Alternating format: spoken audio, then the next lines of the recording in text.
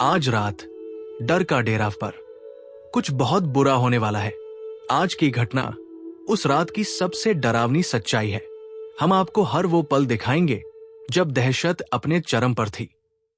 बस एक काम करना, वीडियो को कहीं भी स्किप मत करना, क्योंकि जो हिस्सा आप मिस करेंगे वही असली टतरा छुपा है।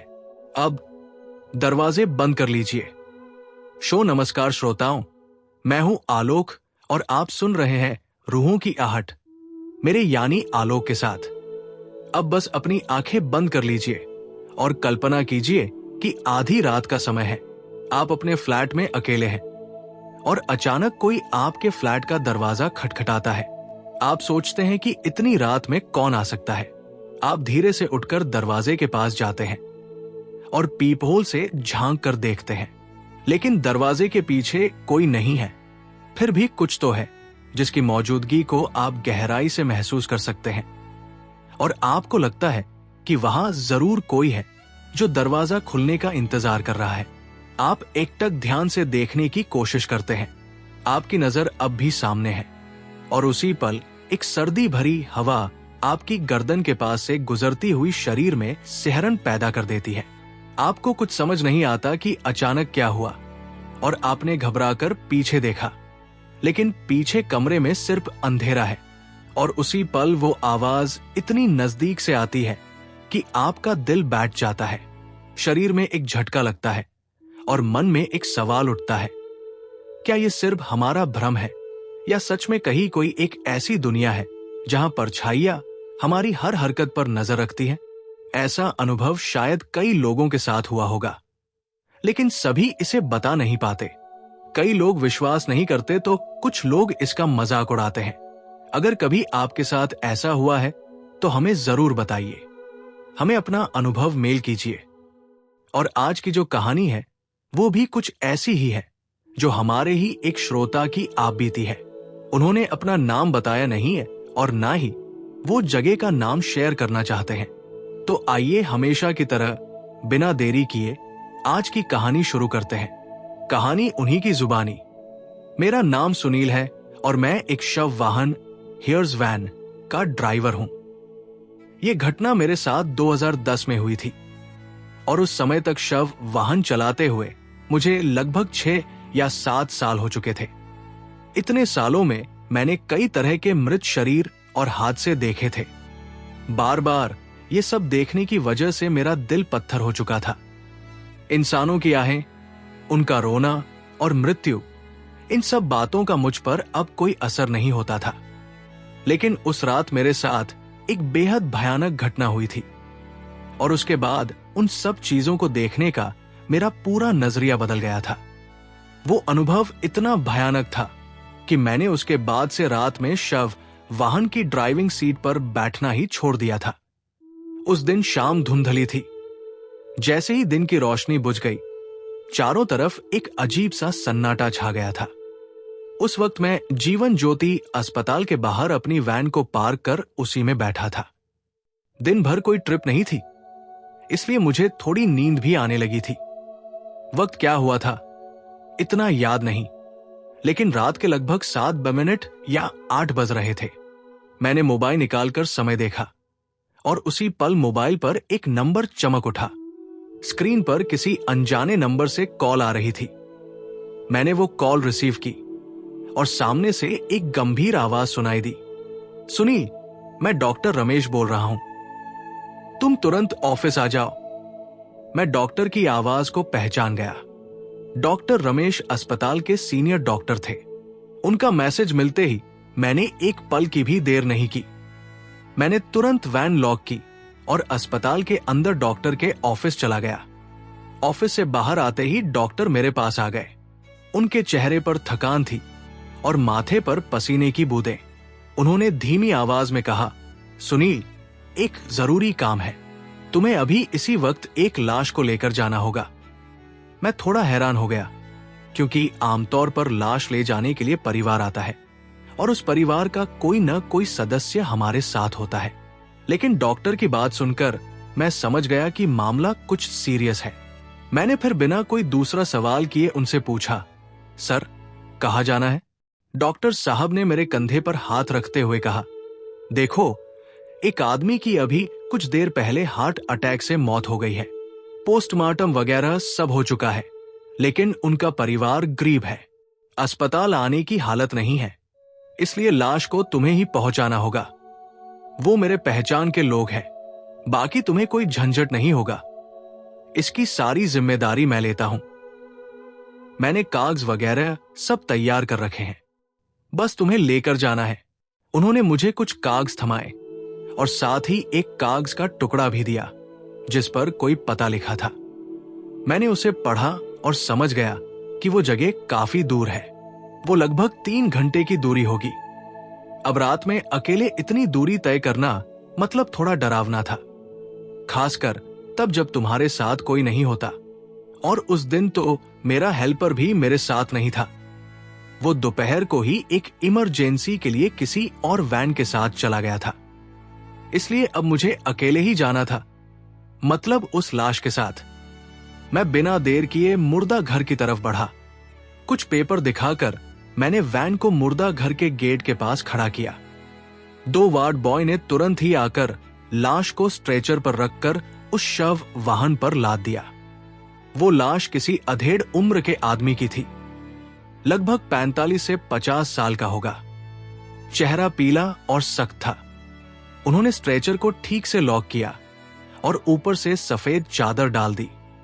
सब सेट करने के बाद मैंने वैन का दरवाजा बंद कर दिया, ड्राइविंग सीट पर बैठा और भगवान का नाम लेकर इंजन स्टार्ट किया। वैन आगे बढ़ने से पहले मैंने एक नजर चारों तरफ देखा। ये वो वक्त था जब अस्पताल का यार्ड धीरे धीरे खाली हो रहा था। रात की खामोशी बढ़ रही थी और मुझे भी कुछ अजीब सी बेचैनी महसूस हो रही थी। वो एक अजीब सा एहसास था। इससे पहले मुझे कभी ऐसा महसूस नहीं हुआ था। मानो मुझे ऐसा लग रहा हो जैसे आज की रात कोई साधारण रात जैसी नहीं होगी। मैं अपने सफर पर निकल पड़ा। रास्ता लंबा था।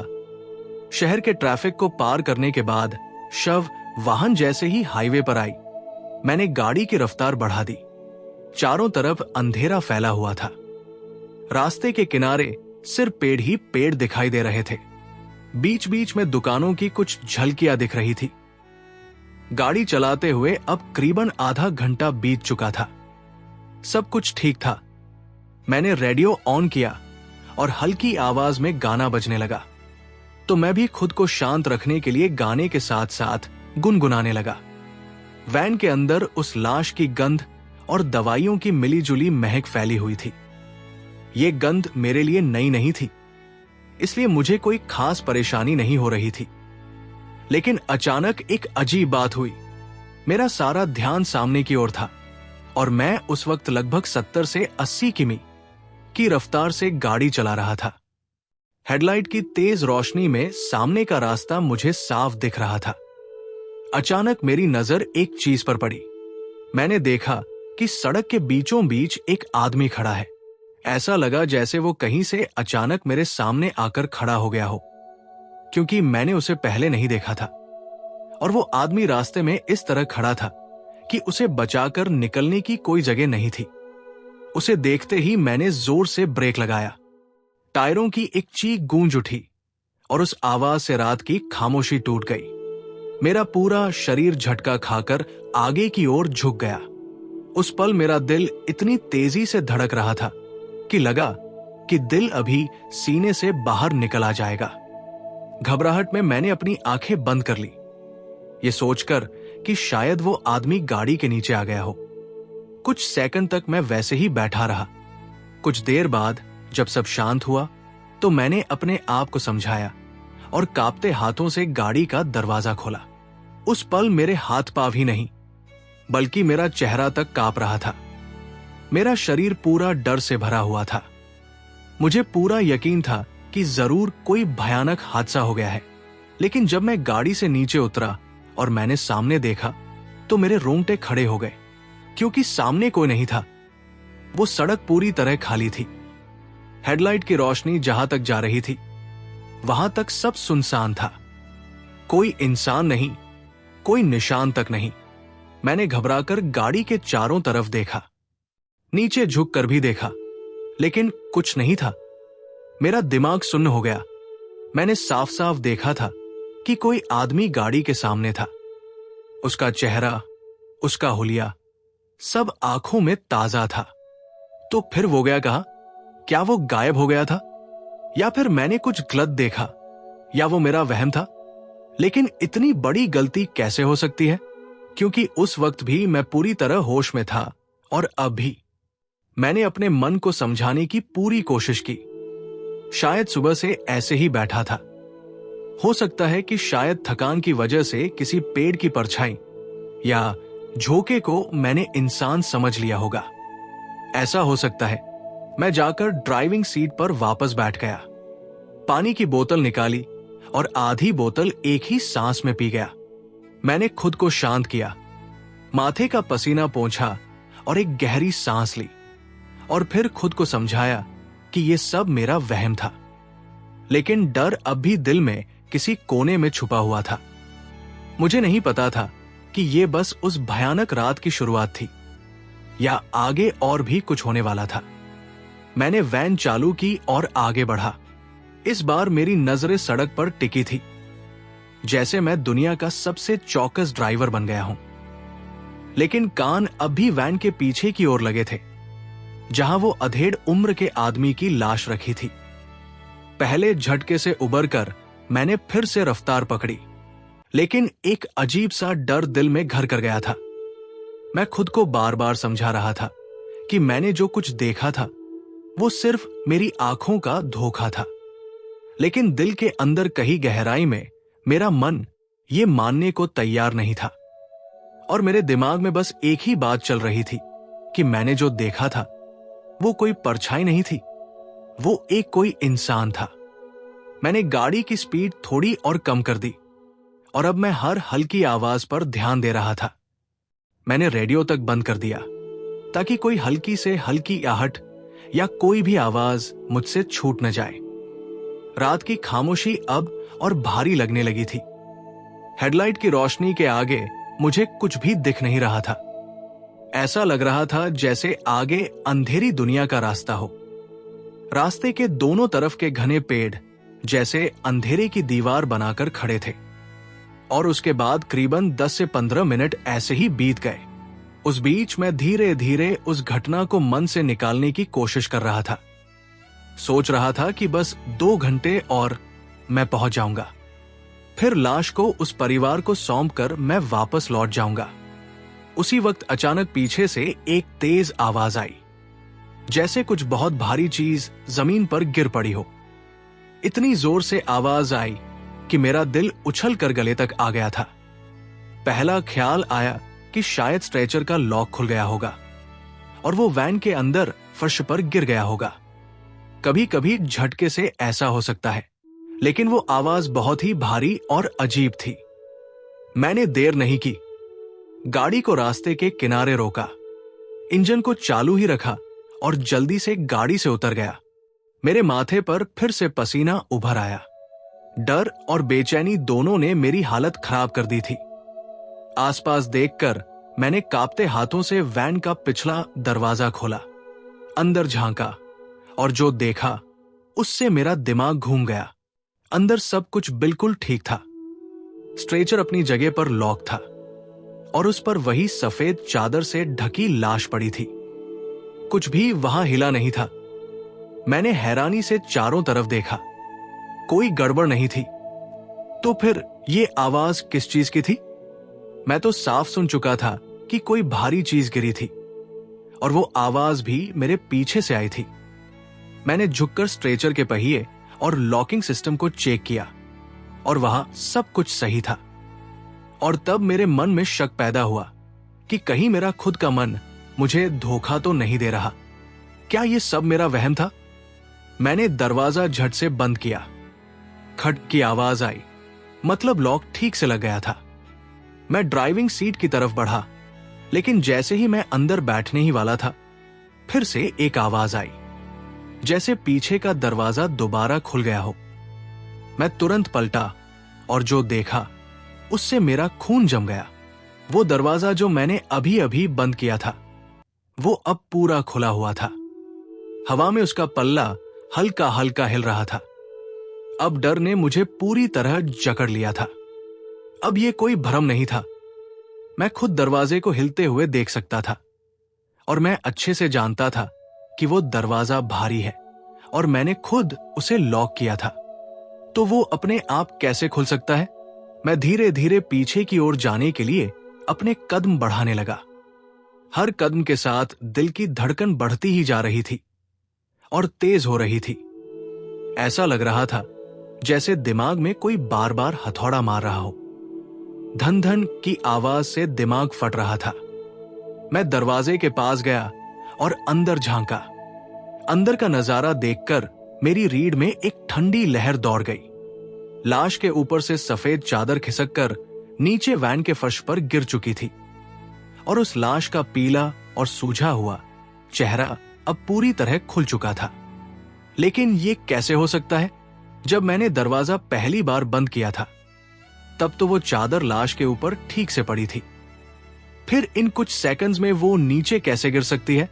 वैन भी अपनी जगह पर थी, रुकी हुई थी, कोई झटका भी नहीं लगा था।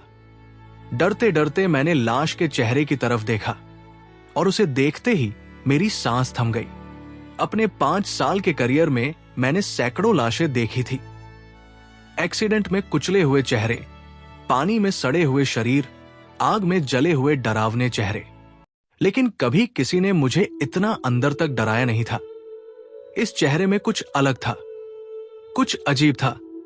उसकी आंखें थोड़ी सी खुली हुई थी, लेकिन उनमें जिंदा होने की कोई झलक नहीं थी। उसके होंठ मुड़े हुए थे, जैसे किसी बात पर वो बेहद गुस्से में हो, और उसका जबड़ा इतना कसा हुआ था कि लगता था कि वो किसी भी पल फट पड़ेगा। उसके पूरे चेहरे पर गहरी नफरत और गुस्से की छाप थी, जैसे वो किसी भी पल उठेगा और पूछेगा कि उसके साथ ऐसा क्यों हुआ। एक मरे हुए इंसान के चेहरे पर इतना जिंदा गुस्सा मैंने कभी नहीं देखा था। उस पल मुझे लगा इस लाश में कुछ तो गड़बड़ है, कुछ ऐसा जो बिल्कुल सामान्य नहीं है, कुछ बहुत डरावना। मैं वहां एक पल भी खड़ा नहीं रह पाया। शरीर कांप रहा था, लेकिन हिम्मत जुटाकर मैं वैन के अंदर चला गया।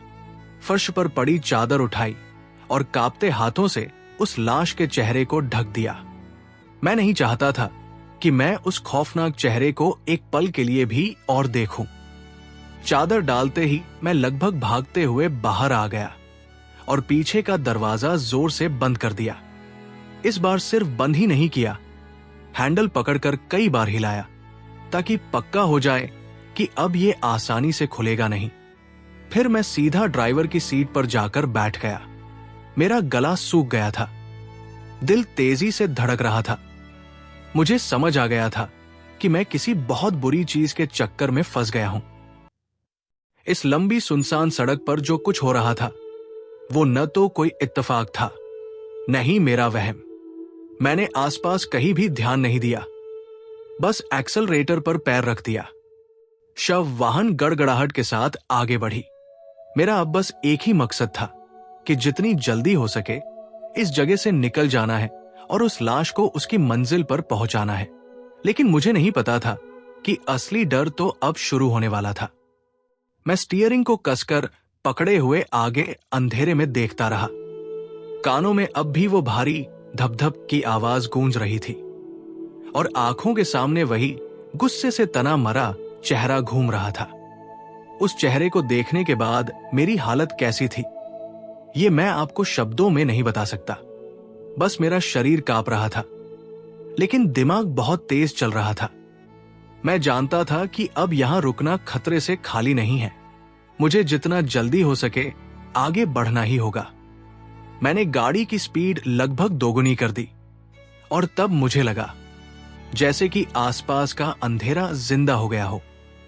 ऐसा लग रहा था कि सड़क के दोनों ओर पेड़ों के पीछे से कोई मुझे घूर रहा है।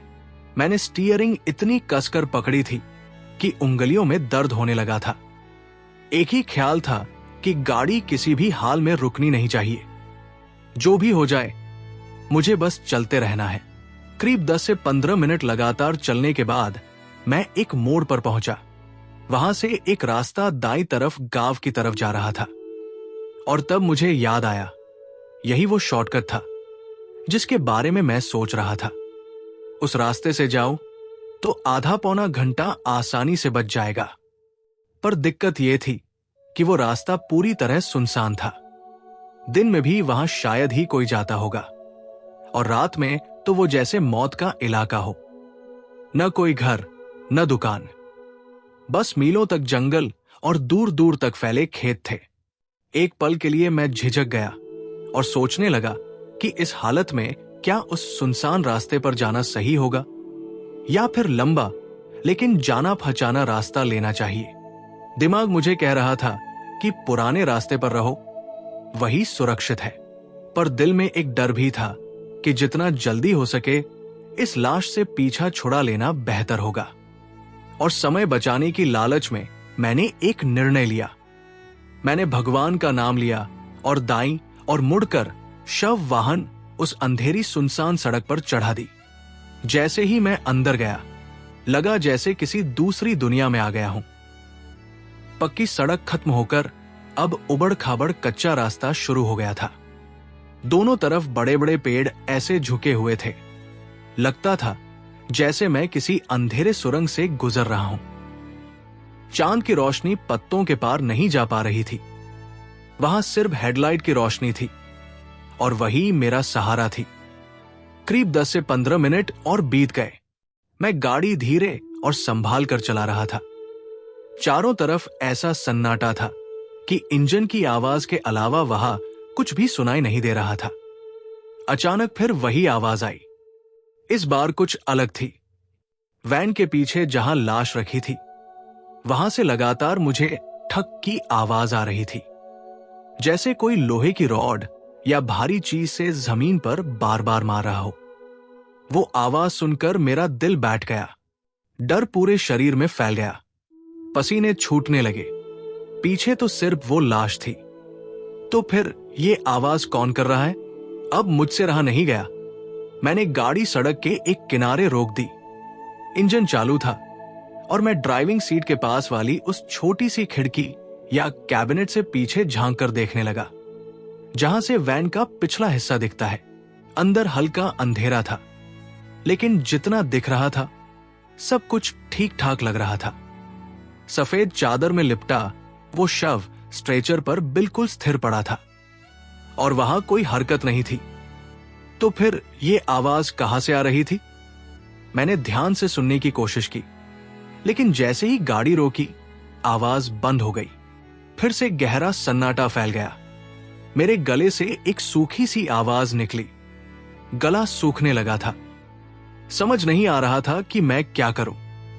अब की बार मैं गाड़ी से उतरकर पीछे जाकर देखने की हिम्मत भी नहीं जुटा पा रहा था। तभी उस गुस्से से भरा चेहरा मुझे मेरी आंखों के सामने नजर आने लगा और मेरा पूरा शरीर कांप उठा। मैंने फिर से गाड़ी चलाना शुरू कर दिया, लेकिन फिर भी मन का डर कम नहीं हुआ। मुझे लग रहा था कि जो कुछ मेरे साथ हो रहा है वो कोई आम बात नहीं है, ये किसी बुरी ताकत का काम है। ये सोचते ही डर और भी ज्यादा बढ़ गया। खुद को संभालने के लिए मैंने एक कोशिश की। मेरी ड्राइविंग सीट के नीचे हमेशा मैं एक बोतल रखता था, सस्ती देसी शराब की। लंबी यात्रा में थकान मिटाने या दिमाग हल्का करने के लिए मैं कभी कभी थोड़ा सा पी लिया करता था। मुझे पता है कि ये ठीक नहीं है, लेकिन उस वक्त मेरे पास और कोई रास्ता नहीं था। मैंने एक हाथ में स्टीयरिंग पकड़ा और दूसरे हाथ से सीट के नीचे से वो बोतल निकाली। जल्दी से मैंने उसका ढक्कन खोला और 2-3 घूंट गले से उतार दिए। जलन भरी तीखी तरल चीज गले से उतरते ही शरीर में एक झटका सा लगा। सोचा अब शायद डर कुछ कम हो जाएगा। कहते हैं कि शराब से हिम्मत बढ़ती है। अब शायद मुझे कुछ डरा नहीं पाएगा। कुछ भी हो जाए मैं हिम्मत से सामना कर पाऊंगा। मैंने फिर ध्यान सड़क पर लगाया। यह रास्ता बहुत सुनसान था। जब से इस रूट पर आया था मैंने बस एक मोटरसाइकिल को गुजरते हुए देखा था। बाकी कोई गाड़ी नहीं, कोई आदमी नहीं, और चारों तरफ बस एक अजीब सा सन्नाटा पसरा हुआ था। जैसे वहां की हवा तक रुक गई हो। मैं शव वाहन चला ही रहा था कि अचानक मेरी नजर आगे की सड़क पर जम सी गई। हेडलाइट की रोशनी में मैंने जो देखा उससे मेरा पूरा शरीर सुन्न पड़ गया। मैंने तुरंत ब्रेक मारा। सड़क के बिल्कुल बीच में मेरी वैन से करीब 50 से 60 गज दूर सफेद कफन में लिपटा एक शव खड़ा था। हां, वो एक लाश थी, सिर से पैर तक सफेद कपड़े में ढकी हुई, बिल्कुल बीचों बीच इस तरह खड़ी थी जैसे किसी ने जानबूझकर मेरा रास्ता रोका हो। आसपास कोई इंसान नहीं, कोई गाड़ी नहीं, सुनसान अंधेरी सड़क के बीचों बीच एक लाश। वो नजारा इतना डरावना था कि मेरी शराब का नशा एक पल में उतर गया। दिमाग एकदम से ठंडा पड़ गया। मैं स्टीयरिंग पर झुक गया और भारी सांसें लेने लगा। अब मेरी आंखों के सामने 2 लाशें थी, एक वैन के अंदर और एक बाहर। और वो जो बाहर वाली थी वो मेरे रास्ते के बीचों बीच खड़ी थी। मुझे समझ आ गया था कि मैं किसी खतरनाक जाल में फंस चुका हूं। निकलने का कोई रास्ता नहीं था। उस सफेद कपड़े में लिपटे शरीर को देखकर मैं बिल्कुल सुन्न हो गया। आधी रात, वीरान सड़क और सड़क के बीच में एक लाश। ये बात मैं सह नहीं पा रहा था।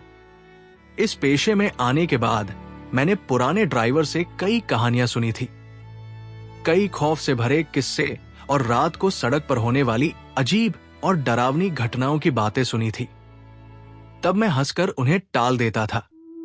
किस्सा सुनाने वाले को मैं पागल समझता था। लेकिन आज मेरी आंखों के सामने जो कुछ हो रहा था उसने मेरी सारी धारणाएं तोड़ दी थी। मैंने सिर झटक कर होश में आने की कोशिश की, दोनों हाथों से आंखें रगड़ी।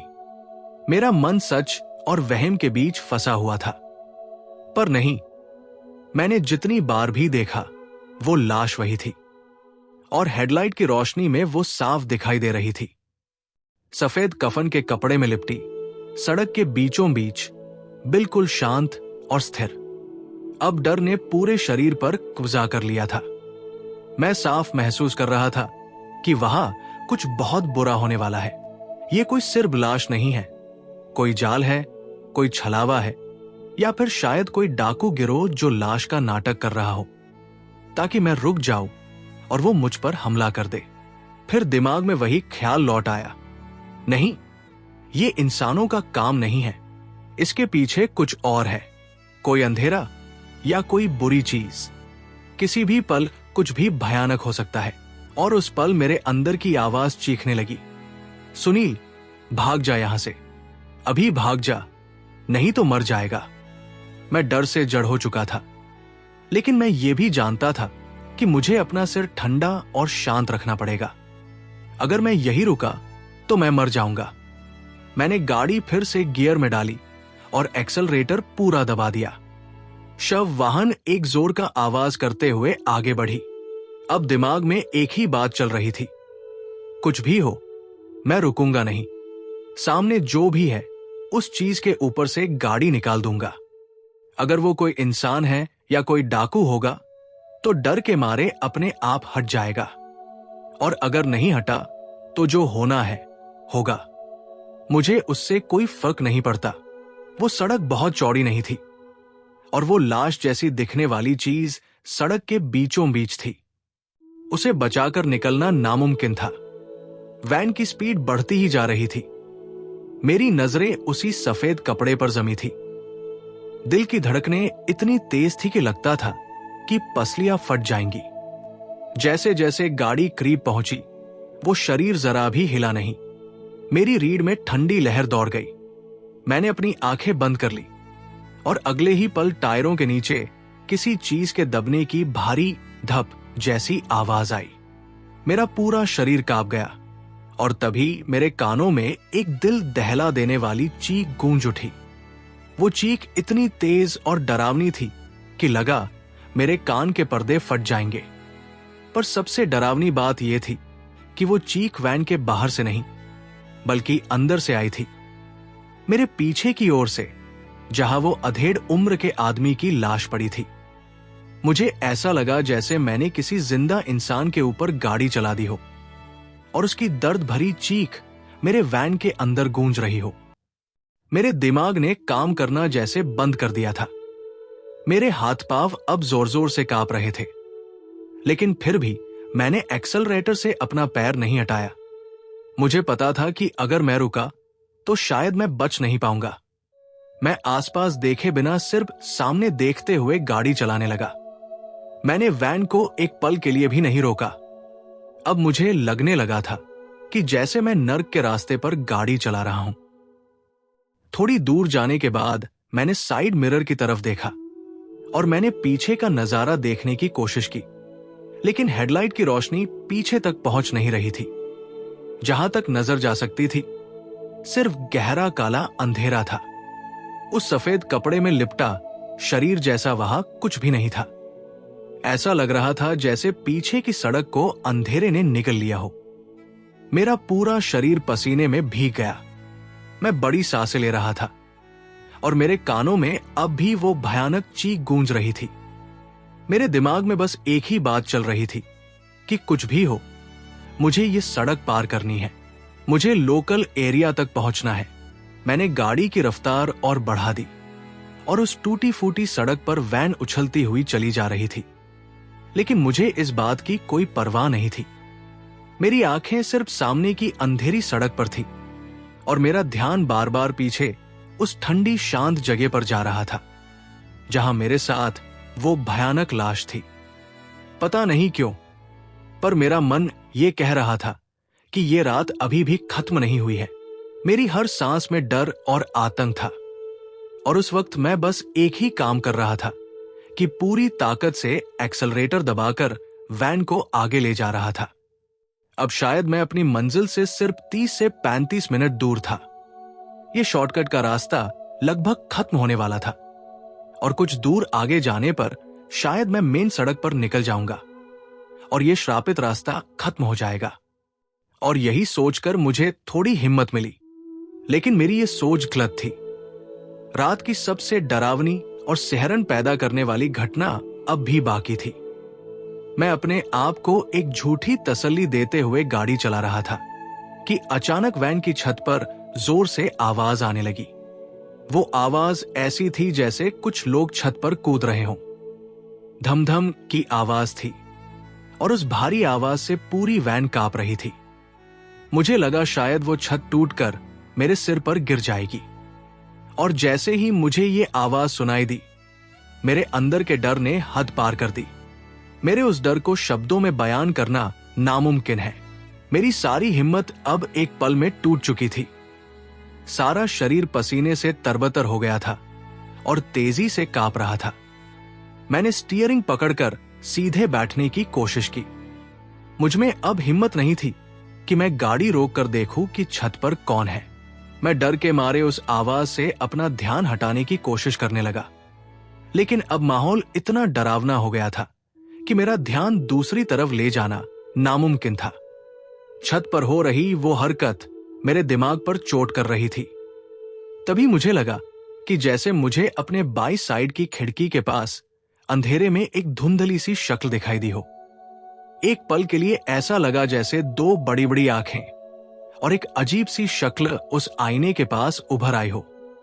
अब उस तरफ देखने की हिम्मत ही नहीं थी, पर फिर भी मैं अपने मन को रोक नहीं पाया। कांपते शरीर और नम आंखों से मैंने खिड़की की तरफ देखा। वहां कुछ नहीं था, सिर्फ गहरा काला अंधेरा था, लेकिन मैं महसूस कर सकता था कि वहां कोई था जो बाहर से मुझे देख रहा था। उसकी मौजूदगी को मैं अपनी त्वचा पर महसूस कर रहा था। मेरे रोंगटे खड़े हो गए थे, मेरी जान हलक में आ गई थी। और तब मैंने चुपचाप भगवान का नाम लेना शुरू कर दिया। मैंने हनुमान चालीसा बड़बड़ाने की कोशिश की, लेकिन मेरे होंठ हिल नहीं रहे थे। छत से आती वो डरावनी आवाज अभी तक रुकी नहीं थी। फिर मैंने अपने आप मन ही मन में कहा, चाहे कुछ भी हो जाए, मैं घर आने तक गाड़ी नहीं रोकूंगा। मुझे अच्छे से पता था कि रुकने से मेरी जान को खतरा होगा।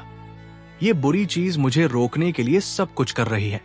और तभी अचानक, जैसे ये सब शुरू हुआ था, वैसे ही अचानक छत पर हो रही कूदफान की आवाज पूरी तरह बंद हो गई। चारों ओर डरावना सन्नाटा छा गया। लेकिन इस सन्नाटे से मुझे कोई आराम नहीं मिला, बल्कि डर और भी ज्यादा बढ़ गया। मेरा मन यही कह रहा था कि यह सन्नाटा शायद किसी और भयानक घटना की शुरुआत है। और जैसे मैंने सोचा था वही हुआ। वैन के अंदर जहां वो लाश रखे थे, वहां से मुझे गहरी भारी रोने की आवाज आने लगी। ये रोना किसी आम आदमी का नहीं था। आवाज इतनी दर्दनाक और भयानक थी कि मेरे शरीर के रोम रोम खड़े हो गए। मेरे हाथ पांव ठंडे पड़ गए और खून जम सा गया। जब इंसान बहुत ऊंचाई से नीचे देखता है तो जैसे डर से हाथ पांव शून्य हो जाते हैं, मेरी हालत भी बिल्कुल वैसे ही हो चुकी थी। और अब मैं खुद को संभाल नहीं पा रहा था। मेरे हाथ पसीने से इतने तर हो चुके थे कि स्टीयरिंग पकड़ना भी मुश्किल हो गया था। पीछे से किसी के रोने की आवाज धीरे धीरे बढ़ती ही जा रही थी। पहले तो लगा कि जैसे कोई हल्की सिसकियां ले रहा है, लेकिन थोड़ी देर में ही वो सिसकियां एकदम दर्द भरी चीख में बदल गई। वो आवाज इतनी तेज और चुभने वाली थी कि मुझे लगा मेरे कान के पर्दे फट जाएंगे।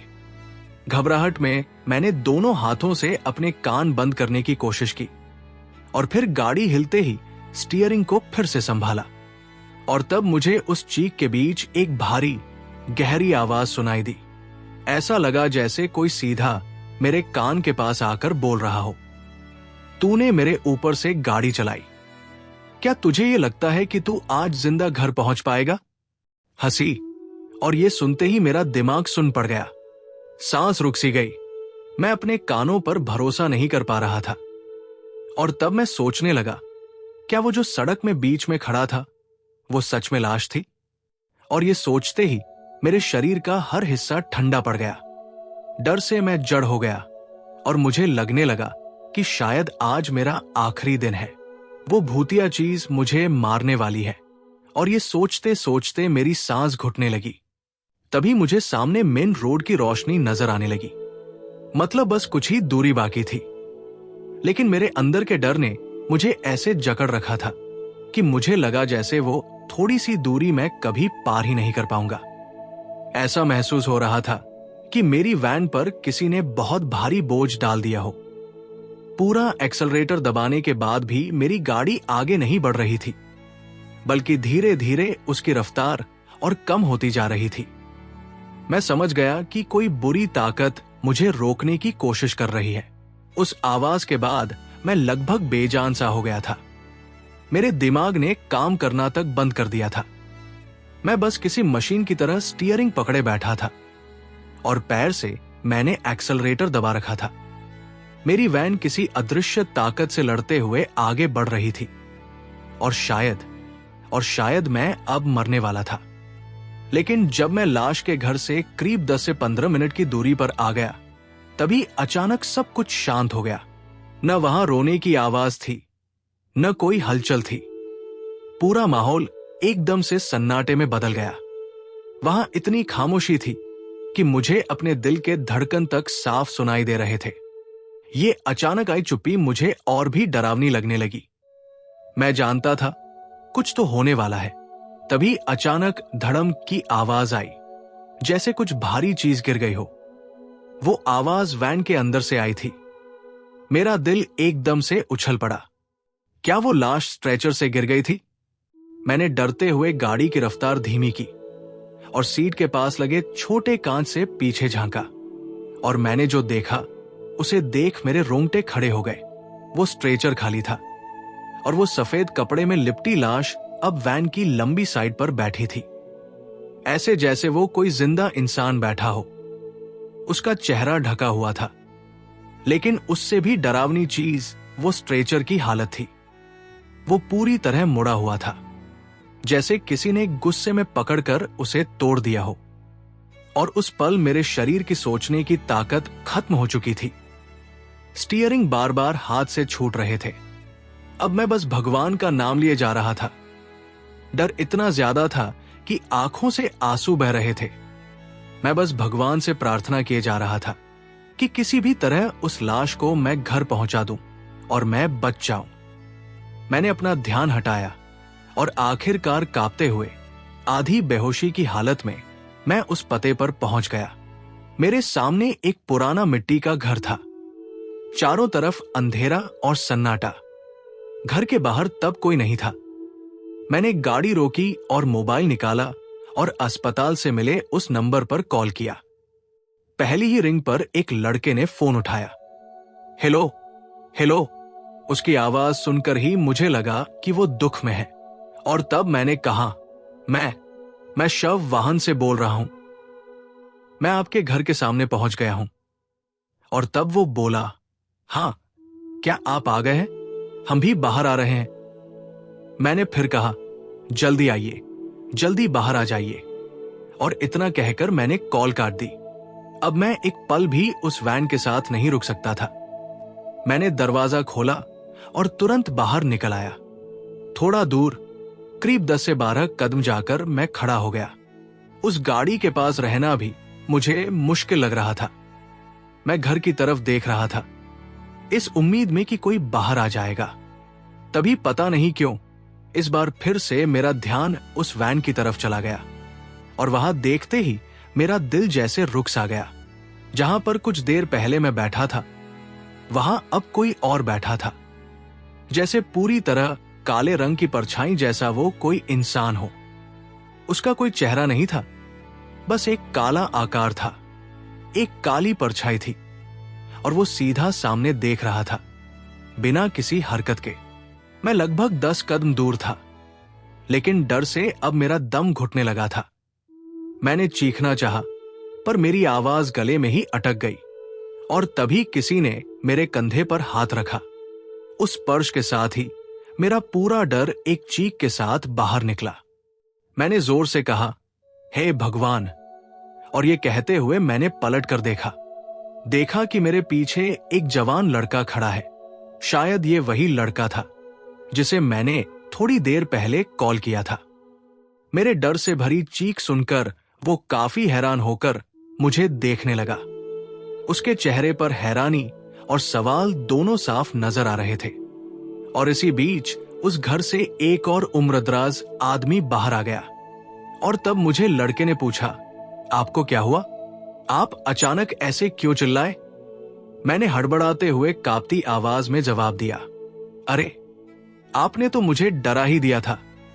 मैं सोच नहीं पा रहा था। बात पूरी करने से पहले ही मेरी नजर वैन की तरफ चली गई, लेकिन अब ड्राइविंग सीट बिल्कुल खाली थी। वो काली परछाई, वो आकृति वहां से गायब थी।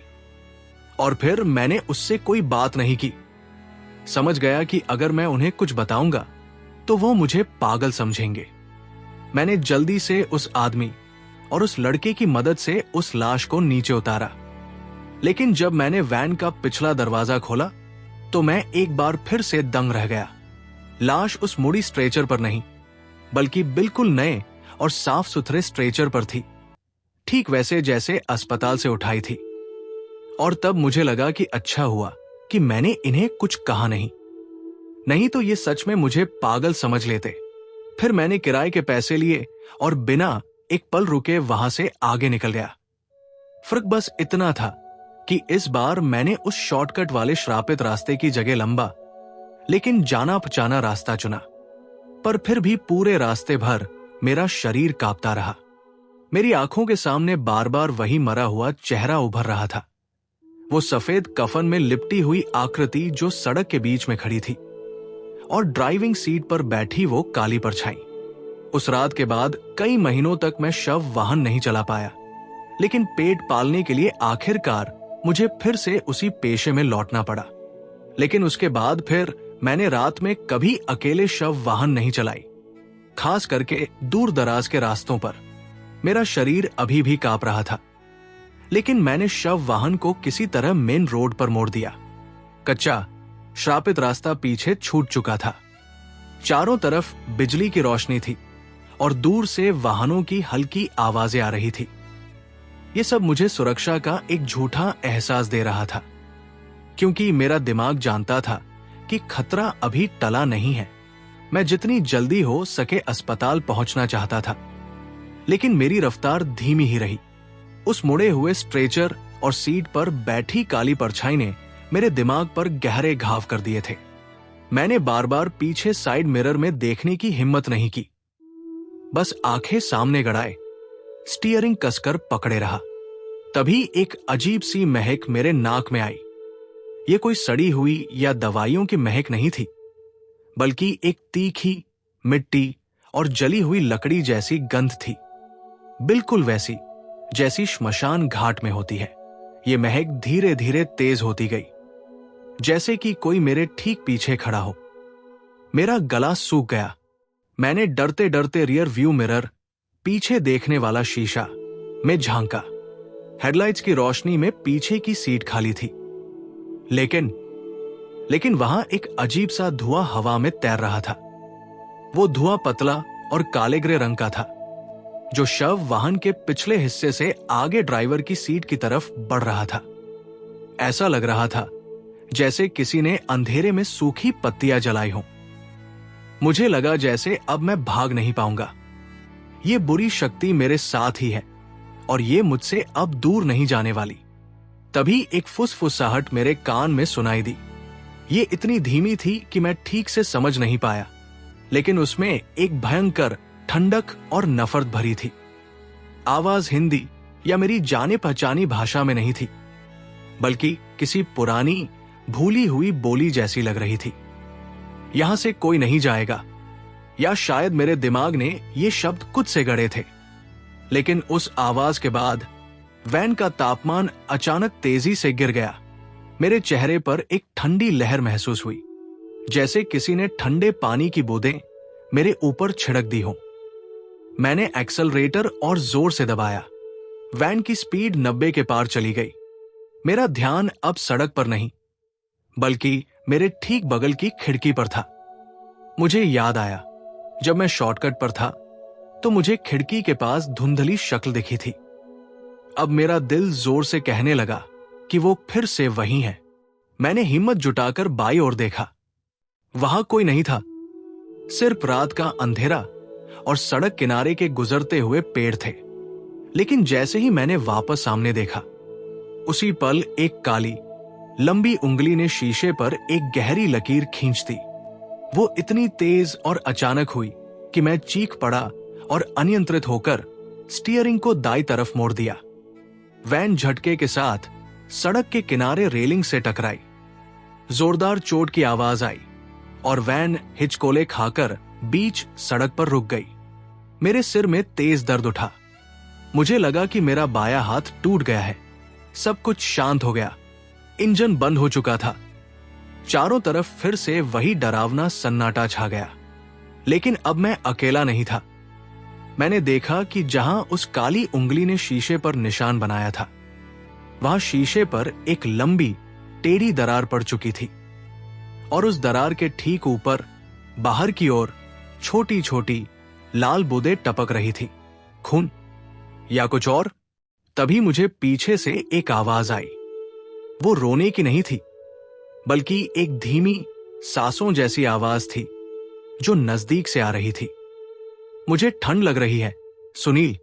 आवाज इतनी स्पष्ट और नजदीक थी कि मेरे होश उड़ गए। मुझे लगा कि जैसे लाश अब स्ट्रेचर से उठकर सीधा मेरे पीछे खड़ी हो गई है। मैं हिल नहीं पाया। मेरा शरीर दर्द और आतंक से पूरी तरह लकवाग्रस्त हो चुका था। मैंने धीमी गति से डर के मारे अपनी गर्दन को पीछे मोड़ने की कोशिश की। मेरी आंखें फटी हुई थी। क्या मैं मरने वाला हूं? और फिर मैंने देखा, क्या मैं मरने वाला हूं?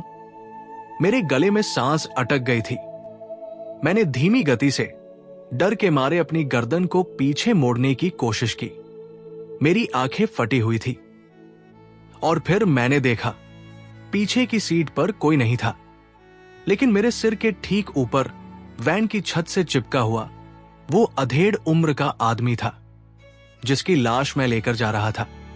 उसका सूजा हुआ पीला चेहरा मेरे ठीक ऊपर था, और उसकी आंखें, जो थोड़ी सी खुली हुई थी, अब पूरी तरह खुली थी और लाल हो चुकी थी। उसके जबड़े के किनारे से कुछ काला तरल टपक रहा था, जो सीधा मेरे चेहरे पर गिरने वाला था। उस चेहरे पर अब सिर्फ गुस्सा नहीं, बल्कि एक भयानक हिंसक हंसी थी। उसकी धीमी घुरघुराती आवाज फिर से आई, इस बार मेरे कान के बिल्कुल पास। तूने मेरी सफेद चादर हटा दी थी, अब मैं तेरी सफेद चादर हटाऊंगा। उसकी एक काली पतली उंगली धीरे से मेरे गले की ओर बढ़ी। अब मेरे पास भागने का कोई रास्ता नहीं था। मेरी चीख अंदर ही दब गई और मुझे लगा कि यही मेरी कहानी खत्म हो जाएगी। लेकिन डर के उस चरम पल में मेरे दिल में अचानक एक अंतिम तीव्र इच्छा जागी, जीने की इच्छा। मैंने अपनी सारी ताकत लगाई और अपने दाहिने हाथ से, जो अभी भी चल रहा था, ड्राइविंग सीट के नीचे रखी लोहे की रॉड खींच निकाली। ये मैं हमेशा आत्मरक्षा के लिए रखता था। मैंने आंखें बंद की और पूरी जान लगाकर वो रॉड छत की तरफ घुमा दी। एक दर्दनाक चीख हवा में गूंज उठी, वैसी ही चीख जैसी मैंने सड़क पर लाश को रौंदने के बाद सुनी थी, लेकिन इस बार लाखों गुना ज्यादा तेज। मैंने तुरंत रॉड फेंक दी और उछलकर दरवाजा खोला और बिना देखे सड़क पर बाहर की तरफ भाग गया। मैं मेन रोड के किनारे बेहोशों की तरह दौड़ता रहा। मैंने पलटकर नहीं देखा। मेरे कान में अभी भी वो भयानक चीख गूंज रही थी और मेरे शरीर से पसीना और आंसू एक साथ बह रहे थे। मुझे बस अंधेरे से दूर जाना था। करीब 5 मिनट दौड़ने के बाद मैं हाफता हुआ एक छोटा सा ढाबा दिखा। उसकी धीमी पीली रोशनी मुझे स्वर्ग जैसी लगी। मैं लड़खड़ाता हुआ अंदर घुस गया और सीधे जमीन पर गिर पड़ा। ढाबे वाले ने मुझे घबरा कर देखा, लेकिन मैं कुछ नहीं बोल पाया, बस पानी मांगा। अगले दिन सुबह तक मैं उसी ढाबे पर बैठा रहा। दिन की रोशनी और वहां मौजूद लोगों की आवाजें धीरे धीरे मेरे अंदर की दहशत को शांत कर रही थी। मेरे हाथ पांव का दर्द अब महसूस होने लगा था। सुबह होने पर मैंने हिम्मत की और अस्पताल के सीनियर डॉक्टर रमेश को फोन किया। मैंने उन्हें सिर्फ इतना बताया कि मेरी शव वाहन का एक्सीडेंट हो गया है और मैं उसे छोड़कर सुरक्षित स्थान पर हूं। मैंने एक शब्द भी उस रात हुई भयानक घटनाओं के बारे में नहीं बताया। डॉक्टर रमेश तुरंत कुछ लोगों को लेकर उस स्थान पर पहुंचे जहां वैन टकराई थी। जब मैं वहां पहुंचा तो मेरी वैन रेलिंग से टकराकर खड़ी थी। उसका बायां हिस्सा बुरी तरह क्षतिग्रस्त हो चुका था। मैंने डरते डरते वैन के अंदर झांका।